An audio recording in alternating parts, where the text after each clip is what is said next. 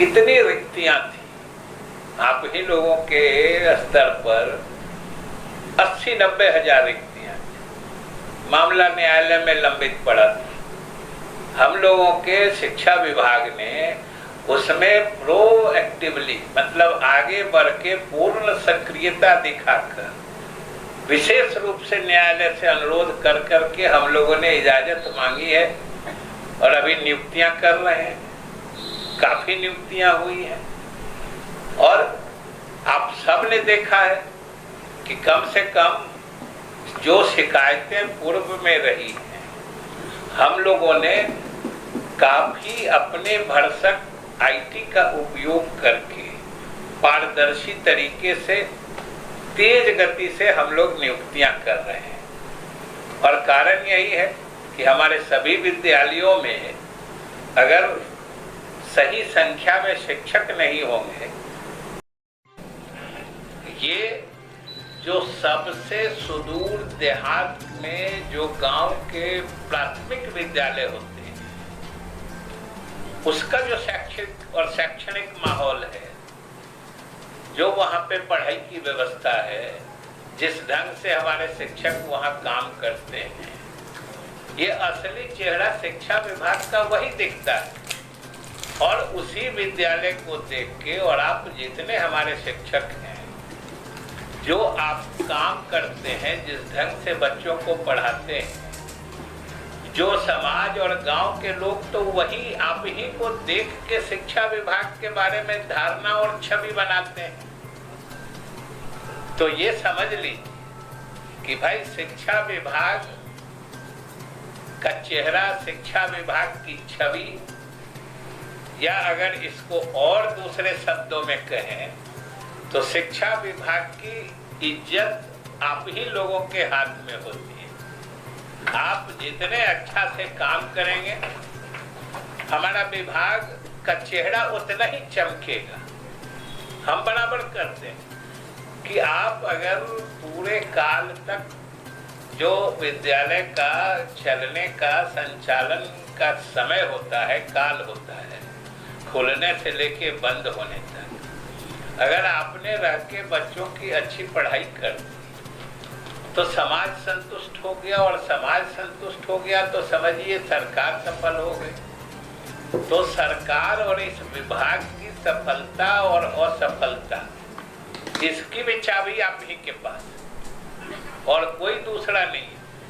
हम लोग चाहे जितने हमारे अधिकारी हैं, हम मंत्री हैं, हम लोग बैठ के यहाँ जितनी लंबी चौड़ी बातें करते हैं, जितनी नीतियां बना लें, जितने कार्यक्रम बना लें, जो भी करते हैं, लेकिन अगर आपने अपना 100% ईमानदारी से शिक्षण कार्य में हमारे शिक्षक नहीं देते हैं, तो फिर समाज में हमारी वो छवि नहीं बन पाएगी जिसकी कल्पना या जिसकी सोच हम लोग रखते हैं। तो आज के दिन आप सबों को सम्मानित करने का, या इस शिक्षक दिवस के रोज आप सबों को सम्मानित करने का एक मकसद यह भी होता है कि एक तो आपने अच्छा काम किया है।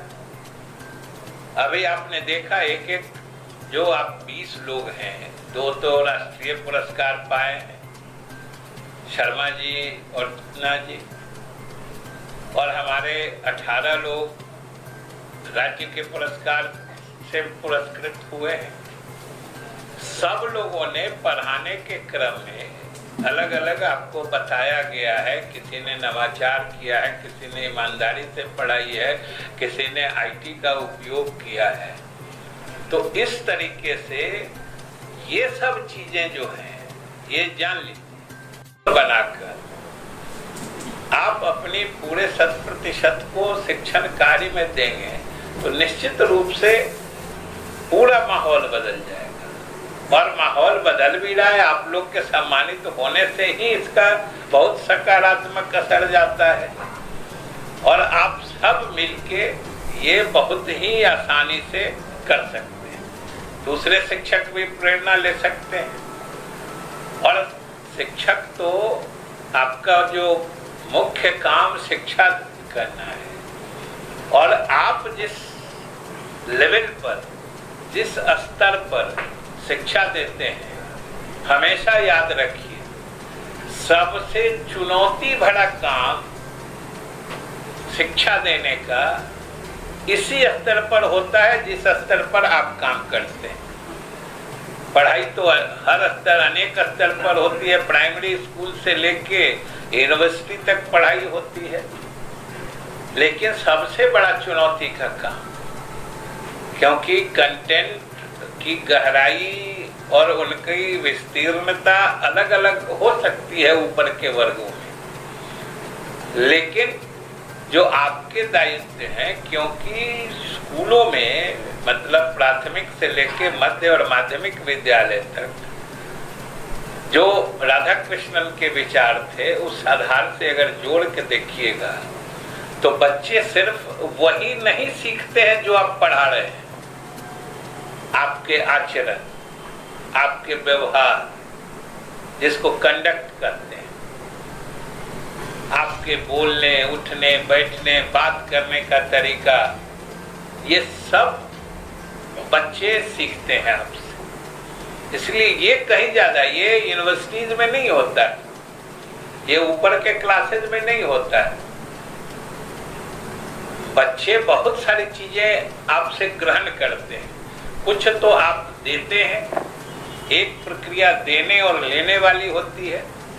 जो पढ़ाई सिलेबस, जिसको पाठ्यक्रम की जो चीजें आप बताते हैं वो ग्रहण करते हैं, लेकिन बहुत चीजें, बहुत वो चीजें जो आप नहीं कर रहे हैं कॉन्शियसली, मतलब आप नहीं कर रहे हैं, वो चीजें भी घटित होते रहती हैं।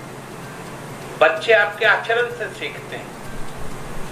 इसलिए ये स्तर और ये शुरू के क्लासेस जो होते हैं, जो बच्चों में जब जिसको धारणाएं बनने का काल करते हैं, साइकोलॉजिकली जो कंसेप्चुअलाइजेशन का स्टेज होता है, बहुत सारी चीजें आप सोचिएगा क्लास के जमाने में, बहुत सारी चीजें जो आप सोचते हैं आपके मन में कब का वो आई और कब से घर कर गई, आप सोचिएगा तो आपको याद भी नहीं होगा, लेकिन वो चीजें आपके मन में बैठी हैं।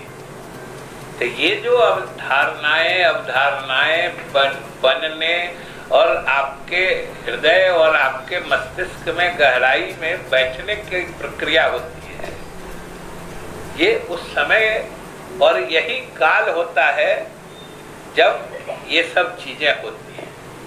तो इसलिए ये और ज्यादा महत्वपूर्ण का समय होता है, और उसमें आप सबों ने मिलकर इस तरह का आदर्श आचरण किया है कि आज आप पुरस्कृत हो रहे हैं। हम सबको, न सिर्फ शिक्षा विभाग को, बल्कि पूरे बिहार के लोगों का नाज है आप पर, और सब लोग आपको सम्मानित करके, और सरकार के द्वारा सम्मानित होने का मतलब है बिहार की जनता से सम्मानित होने का। और जनता जब सम्मानित करती है, समझ लीजिए वो बहुत बड़ी चीज होती है। दूसरे आपके आचरण को अनुकरणीय देखें, जानें, इसीलिए तो यह काम होता है।